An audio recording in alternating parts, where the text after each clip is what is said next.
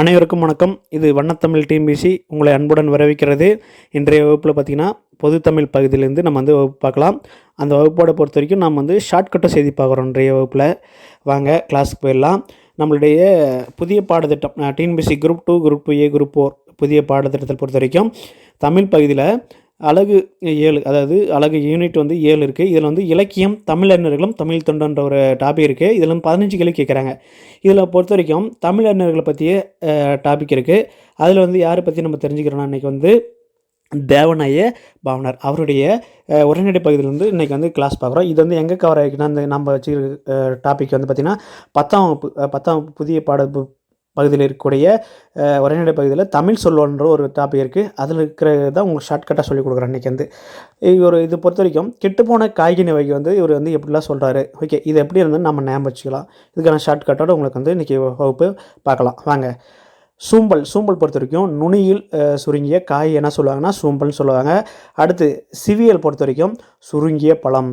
இது வந்து சுருங்கிய பழத்தை என்ன சொல்லுவாங்க, சிவியல் சொல்லுவாங்க. அடுத்தது சொத்தை எது சொல்லுவாங்க, புழு பூச்சி அரித்த காய் இல்லைனா கனியை சொல்லுவாங்க.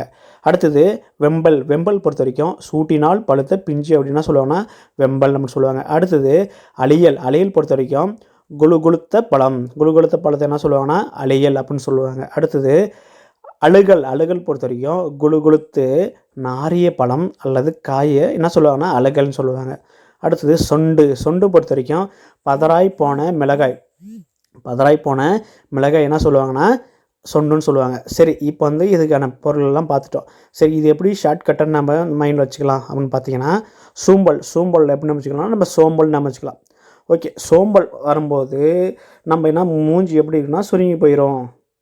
ஓகே, அதேமாரி தான் காய்கள் என்னது சோம்பலாக இருக்கும்போது அந்த காய்களும் என்ன ஆகுனா, நம்ம காய்கனிகளாக இருக்குது பார்த்திங்களா, அந்த காய்கறியில் இருக்கிற காய்களும் என்ன ஆகுனா என்ன பண்ணோம், என்னது சோம்பேறி இருக்கும்போது வாடி நிலை இருக்குது, அதாவது சுருங்கிய நிலை அப்படின்னு சொல்லலாம்.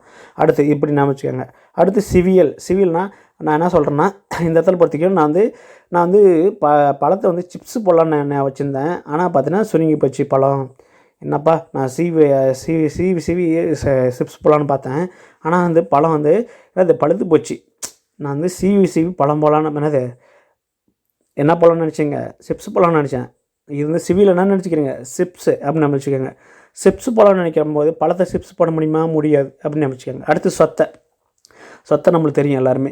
நம்ம கடைக்கு போனீங்களா சொத்தை புழு பூச்சி அடிச்சு தான் என்ன சொல்லுவாங்க, காயிலும் கடியை அப்படி சொல்லுவோம். இது எல்லாருக்கும் தெரியும்.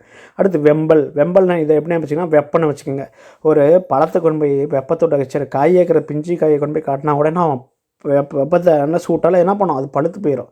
நம்ம வந்து இது வந்து எப்படி வச்சுக்கிறோன்னா, நம்ம வந்து நம்ம தோட்டத்தெல்லாம் மாங்காயெல்லாம் பார்த்துருப்போம். அது என்ன பண்ணோம், சின்ன பிஞ்சு இருக்கும்போது அந்த வெயில் பட்டு என்ன பண்ணோம், அந்த பிஞ்சு பழுத்து மாரி ஆயிரும். இது வந்து வெம்பல் என்னென்னு வச்சுக்கிங்கன்னா வெப்பனை வச்சுக்கோங்க. அப்போ வெப்பனாவே சூடு தான். இப்போ சூட்டுக்கிட்ட பழுத்து கட்டினா என்னவாகும், பிஞ்சு கட்டினா பழுத்து போயிடும், அவ்வளோதான் வச்சுக்கோங்க.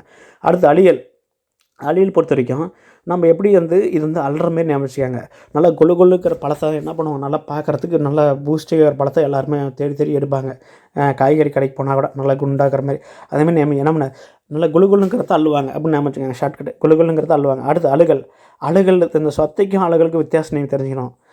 அழுகல்னா நாற்ற வரத்த அழுகல். அப்போ அழுகுனா நாற்ற வர வச்சுக்கோங்க. அப்போ நாரிய பழம்னா காய். அந்த கொழுத்து நாரிய பழம் அல்லது காயை தான் என்ன சொல்லுவாங்க, அழுகுன்னு சொல்லுவாங்க வச்சுக்கோங்க. அடுத்து சொண்டுன்னா என்ன சொல்லுவாங்க, பதறாய் போன மிளகாய்.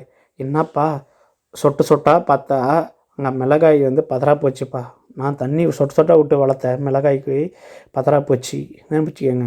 அவ்வளோதான் ஷார்ட்கட்டு.